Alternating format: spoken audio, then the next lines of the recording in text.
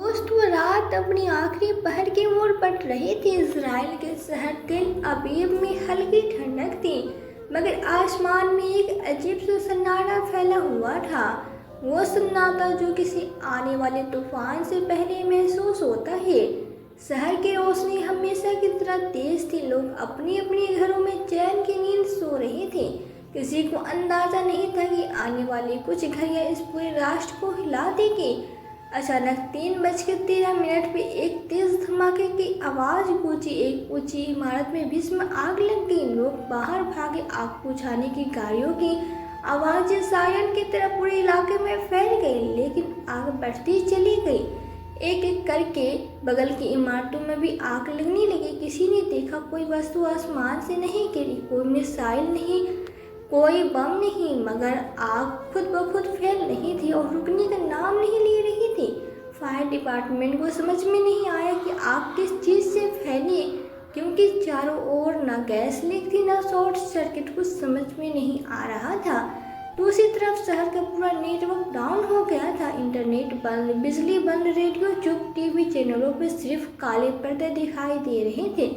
एक वरिष्ठ वैज्ञानिक ने कहा, यह सब हमारे विज्ञान की समझ से परे हैं। और फिर अचानक एक दूसरी कॉलोनी में आग लग गई, फिर तीसरी कॉलोनी, फिर चौथी। पूरी रात तेल अबीब धुएं में धुंधा रहा। सुबह होते होते यह खबर पूरे देश में फैल गई। हर कोई चौंक गया। कोई नहीं समझ पाया कि ये हो क्या रहा है। सबसे सुरक्षित माने जाने वाले देश की राजधानी खुद जल रही थी। अगले ही दिन यरूशलेम में एक अस्पताल की छत गिर गई, जिसमें कोई चेतावनी नहीं दी गई। कोई भूकंप था, ना कोई ब्लास्ट। फिर भी सब कुछ एक रहस्य बनता जा रहा था। रिपोर्टर्स ने दिखाया कि टेक्नोलॉजी पूरी तरह से निष्क्रिय हो चुकी थी। सुरक्षा कैमरे रुक गए थे, मिसाइल डिटेक्शन सिस्टम बंद हो चुका था। फिर भी किसी दुश्मन की कोई हलचल नहीं थी। और तब इस्राएली संसद में एक वरिष्ठ नेता ने कहा, क्या यह कोई दैवीय शक्ति का संकेत है? क्या हमने कभी किसी का गुनाह किया है? तब अचानक एक अफसर ने धीमे से कहा, हमने सिर्फ गुनाह नहीं किए, हमने एक पूरी उम्मत को मिटाने की कोशिश की है। इस्राएल में इस समय हर रात 3 बजे के बाद एक नई घटना होती। लोग डरने लगे थे, घरों में ताले बंद होने लगी, सड़कों पर सन्नाटा था। लेकिन सबसे अजीब बात यह थी कि हर घटना का समय एक जैसा होता। हर रात 3:13 पे एक विस्फोट, एक आग, एक तबाही। और यह सिर्फ तेल अबीब या यरूशलेम तक सीमित नहीं रहा। धीरे धीरे यह असर पूरी इजराइल में फैलने लगा। स्कूल, कॉलेज, हॉस्पिटल, हर जगह अजीब घटनाएं सामने आने लगी। कारों के ब्रेक अपने आप फेल होने लगे। मेडिकल रिपोर्ट्स दिखा रहे थे कि अचानक दिल की बीमारियां बढ़ गई हैं। डॉक्टर कह रहे थे कि दवा का असर नहीं हो रहा है। कुछ ऐसा है जो विज्ञान को भी समझ नहीं आ रहा था। इसी बीच इजराइल के रक्षा मंत्री ओवान गैलेंट ने एक रात सपना देखा। उन्होंने देखा कि सैकड़ों बच्चे उनके चारों ओर खड़े हैं। उनके हाथों में जली हुई किताबें हैं, कुछ के चेहरे झुलसे हुए हैं, कुछ के सीने पे गोलियों के निशान हैं, और सबके मुंह से सिर्फ एक ही आवाज़ आ रही है, तेरा हिसाब अभी बाकी है। वो घबरा कर उठे, माथे पे पसीना था और दिल बेतहाशा धड़क रहा था। उन्होंने पूरी कैबिनेट को बुलाया और कहा, हमारे ऊपर कुछ हो रहा है, कोई इनविजिबल वार है। कुछ दिखाई नहीं दे रहा, मगर तबाही बढ़ती जा रही है। तब वैज्ञानिक और सेना ने मिलकर रिपोर्ट दी कि इन घटनाओं की कोई वजह विज्ञान में नहीं है। तब एक चुपचाप बैठे प्रोफेसर ने कहा, क्या ये वह मजलूम दुआएं हैं जिन्हें हम वर्षों से कुचलते आ रहे हैं? क्या यह अजाब है जो आसमान से उतर रहा है? सभी चुप थे, कोई कुछ नहीं बोल सका। उसी रात गाजा में एक माँ अपनी बेटी की कब्र पर बैठी थी। उसका नाम था फातिमा। वो हर रात कब्र पर बैठकर कुरान पढ़ती थी और आंसुओं से सजदे की मिट्टी को भिगाती थी। उसका बेटा हमजा 8 साल का था, जो एक मिसाइल हमले में शहीद हो गया था। फातिमा ने कहा, या रब, अगर तूने इस जालिम कौम का हिसाब न लिया तो तेरा इंसाफ कहाँ जाएगा?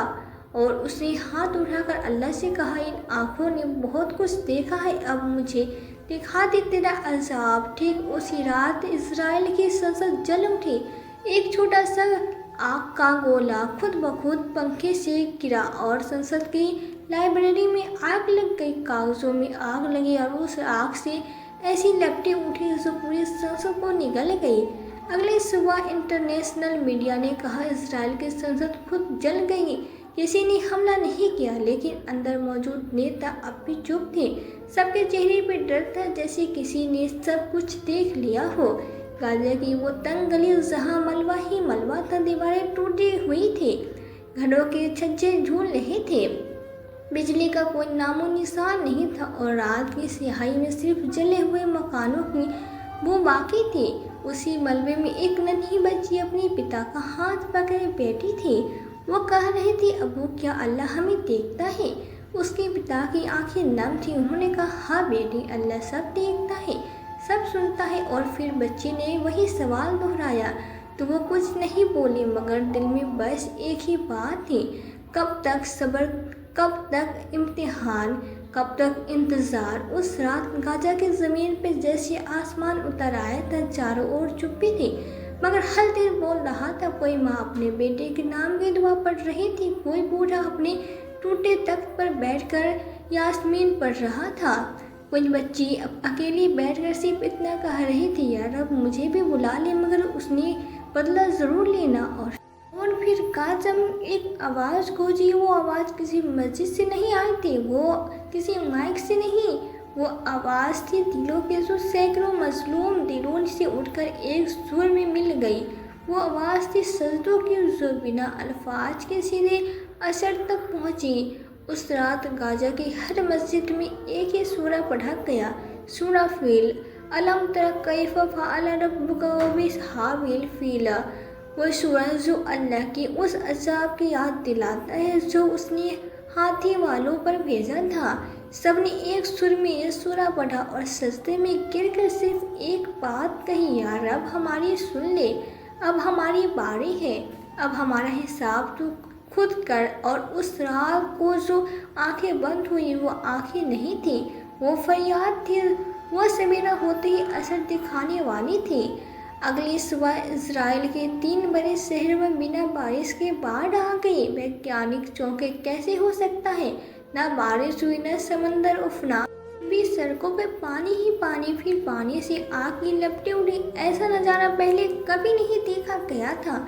मीडिया खामोश हो गई। दुनिया ने न्यूज़ चैनल से इसे कवर करना बंद कर दिया, क्योंकि जो तस्वीरें आ रही थी वो किसी युद्ध की नहीं, किसी गजबी ताकत के हमले की थी। गाड़ियों के इंजन फट रहे थे, लोग घर से निकलते ही बेहोश हो रहे थे और अस्पतालों में अजीब सी बीमारी फैल गई। बीमारी जिसका कोई नाम नहीं था, कोई लक्षण नहीं था और कोई इलाज नहीं था। उसी दौरान एक पुराना फकीर जो हमेशा गाजा की सीमा पर बैठा रहता था, उसने कहा, मैंने कई साल बाद आसमान के रंग बदलते देखे हैं। मैंने सुना है जब कोई उम्र सजदे में आह भरती है तो फरिश्ते भी रुक जाते हैं, और जब कोई माँ अपनी बेटे के लिए आसमान की ओर देखकर कहती, यार अब इंसाफ कर, तो ज़मीन भी कांपती है। उसी वक्त एक बूढ़े आलिम ने कहा, अज़ाब सब आता है तो वह सिर्फ एक गलती का बदला नहीं होता, वो सदियों के जुल्म का हिसाब होता है। और इस बार अज़ाब में न तो गोले थे न मिसाइलें थी। इस बार अज़ाब में आंखों की नींद उड़ गई थी, दिलों की धड़कन बंद हो रही थी, मशीनें वगैरह किसी फेलियर के खुद बंद हो रही थी। इसराइल के एक वैज्ञानिक ने गुप्त रिपोर्ट में लिखा, हमने कभी सोचा भी नहीं था कि टेक्नोलॉजी किसी अदृश्य ताकत के सामने इस तरह झुक जाएंगे। हमने सारे डाटा एनालाइज किए, हमने सेटेलाइट फुटेज चेक किए, लेकिन हर फाइल ब्लैक थी। हर सिस्टम पे एक ही मैसेज आ रहा था, अल अज़ाब करीब है। यह सब देखकर एक प्रोफेसर जो कभी फिलिस्तीन की तबाही को जस्टिफाइड करता था, वो फूट फूट के रोने लगा और बोला कि हमने बच्चों की चीखें नहीं सुनी थी, कि हमने मस्जिदों के मलबे पे हंसी नहीं उड़ाए थे। अब जब हमारे घर गिर रहे तो क्यों लग रहा है जैसे कोई अदृश्य हाथ हर ईंट को अलग कर रहा है। गाजा में उन दिनों में एक औरत जिसका पूरा परिवार एक हमले में शहीद हो गया था, उसने अपना नाम बदल लिया, तो अब खुद को उम्मे सुबह कहती थी। उसने हर दिन रोज़ा रखा और हर रात सजदे में यही दुआ मांगी, या रब तू अगर चाहता तो उस दिन बचा लेता जब मेरी बच्ची को बम के टुकड़े लगे थे, मगर तूने मेरी दुआ उस वक्त के लिए नहीं रखी। तूने मेरी दुआ आज की रात के लिए रखी थी। आज जब मैं देखती हूँ कि जिन हाथों ने ये बम गिराए थे वो खुद कांप रहे हैं, तो मुझे यकीन आता है कि तूने सुना है, हर मजलूम को तूने गिनकर सुना है। उसी रात जब गाजा की ज़मीन पर सजदे के सिसकियों ने आसमान का दरवाज़ा खटखटाया था, इज़राइल के शहर हाइफा में एक बूढ़ा यहूदी ख्वाब में कांपता हुआ उठा। उसने देखा था कि आसमान से काले परों वाले परिंदे उतर रहे हैं और उनके परों से आग बरस रही है। वो आग किसी माचिस की नहीं थी, वो आग इंसान के गुनाहों से पैदा हुई थी। वो दौड़कर बाहर निकला तो देखा कि उसकी पूरी कॉलोनी में लोग से निकलकर भाग रहे थे, मगर न कोई रास्ता बचा था, न कोई गाड़ी काम कर रही थी। हर ओर से सिर्फ एक ही आवाज़ आ रही थी, अल अज़ाब करीब है। इजराइल की संसद ने आपातकाल की घोषणा की। प्रधानमंत्री ने राष्ट्र को संबोधित करते हुए कहा, हम एक अज्ञात ताकत के सामने ही हमारी टेक्नोलॉजी जवाब दे चुकी है। हम न किसी देश से युद्ध में है, न किसी संगठन से टकरा रहे हैं, फिर भी हमारी ज़मीन खिसक रही है, हमारे शहर जल रहे हैं और हमारे बच्चे डर के मारे नींद नहीं ले पा रहे हैं। हमने कभी सोचा नहीं था कि जिन बच्चों की चीखें हमने सुनी नहीं, वो चीखें एक दिन हमारे कान के पर्दे फाड़ दे कि अब हमें अफसोस है, मगर शायद बहुत देर हो चुकी है। और फिर एक सुबह इज़राइल के आकाश में 3 सूरज जैसे चमकते गोले दिखे। कोई नहीं समझ पाया वो क्या थे। कुछ बोले यह कोई नेचुरल फिनोमेना है, कुछ ने कहा एलियन अटैक है, मगर जब वो गोली नीचे उतरने लगी तो सब समझ गए थे वो नूर नहीं है जो जीवन देता है, ये वो नूर है जो हिसाब करता है।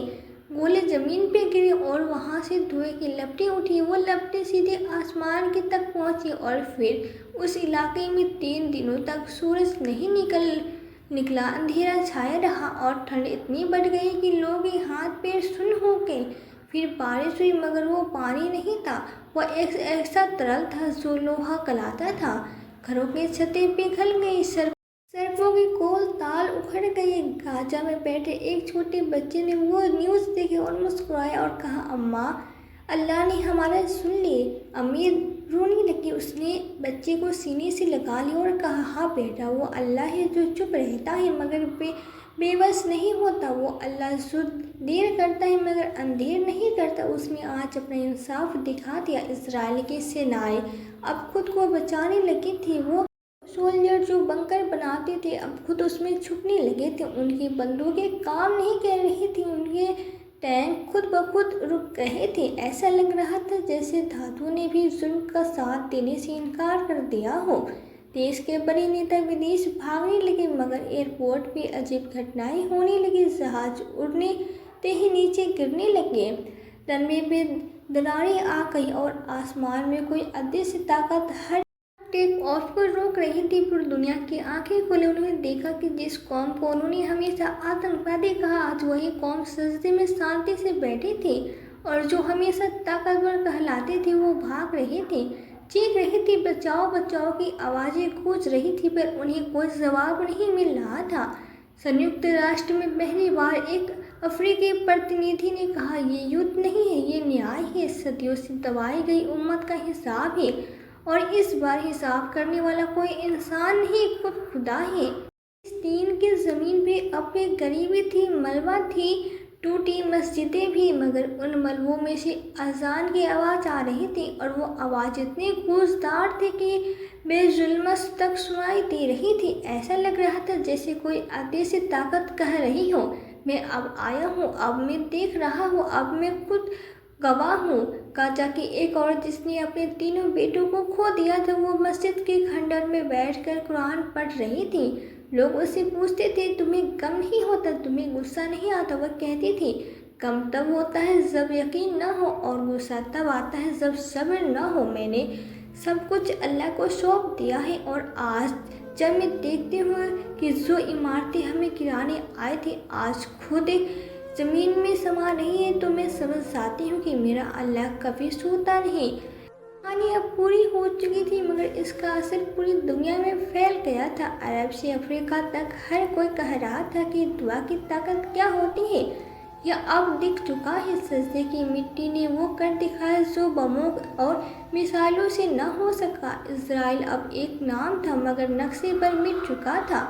न कोई सत्ता बची थी, न कोई गर्व, और न जो बच्चे थे वो अब माफ़ी मांगते फिर रहे थे। इस कहानी का सबक इतना ही नहीं कि एक मजलूम उम्मत की दुआ क्या कर सकती है, बल्कि ये कि जुल्म चाहे कितना भी ताकतवर क्यों न हो, अल्लाह की अदालत से बड़ी कोई अदालत नहीं होती। जब एक बच्चा भी दिल से या रब कहता है तो आसमान के सारे फरिश्ते रुक जाते हैं, और जब एक माँ सजदे में कहती है बस अब तू देख ले, तो फिर अल्लाह देखता नहीं, जवाब भी देता है। इस कहानी का नाम सिर्फ अज़ाब नहीं बल्कि इंसाफ है, और ये इंसाफ अल्लाह का है जो कभी गलत नहीं होता। मगर इस दर्दनाक हकीकत ने आपके दिल को छू लिया हो तो इस्लाम का पैगाम आगे पहुंचाने के लिए वीडियो को लाइक ज़रूर करें, कमेंट में सुभान अल्लाह ज़रूर लिखें, और ऐसे हकीकी किस्सों को देखने के लिए चैनल को सब्सक्राइब करके बेल आइकन दबाएं, शेयर करें ताकि औरों की आंखें भी खुलें।